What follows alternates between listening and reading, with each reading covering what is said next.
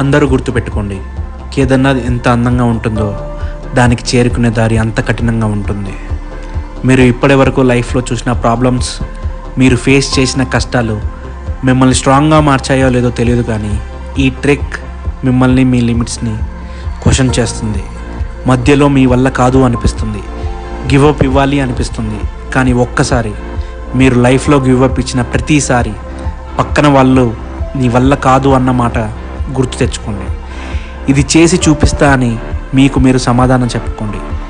ఈ కఠినమైన మార్గాన్ని దాటి ఒక్కసారి కేదార్నాథ్ చేరుకున్నాక మీరు పడ్డ కష్టమంతా మర్చిపోయి అలా చూస్తుండిపోతారు. అప్పుడు మీ నోట్ల నుంచి ఒకటే మాట వస్తుంది, హర హర మహాదేవ.